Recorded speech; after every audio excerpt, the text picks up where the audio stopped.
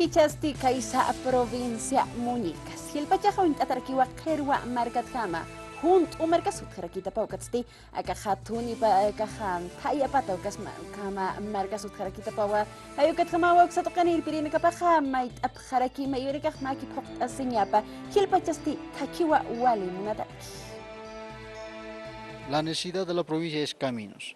Provincia Muñecas marcana casir marcachi renakaja gilpachat akisipjewa takinakata. Kunatej municipios marcana caparu puriña taqueja sinti jaya sarañawa. Kimsakal kotunga pusi horas jayana kankiwa. Takinakapaja haniwa suma atskich atakiti. Ukamasti marcachi renakataqueja sinti chamawa absuniña achuina capa. Apanipke aljiri alto pata marcaro. Ukat jamawa maitapje gobernación toquero. Jutiri maraja histara siñapa machaca takich ojñapata conventillo cruce mollo. Uxanam jajak aquejas pawa puriña chuma Ayata Aucapata Marcana Caro, Sasauyatia Juan David Surco, subgobernador provincia Muñecas Marcata. Provincia Muñecas es Achuma, Ayata, Aucapata, son de 8 a 14 horas de viaje a esos municipios, ¿no?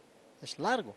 Entonces ahorita lo que nosotros queremos cortar es por Chojñapata, Conventillo, Crucemollo, el tramo es al nivel departamental, entonces lo que para el año se está viendo es para el inicio de ensanche de caminos, ¿no? Subgobernador Muñecas Marcata Yatiara Kiwa. Jutira Marataki Ham Tatawa Lurasiña Palos Ataki Umacha Chijipata. Aka proyecto Luraña Poa Gobernación La Paz Marcata. Que tenemos un proyecto que se va a ejecutar.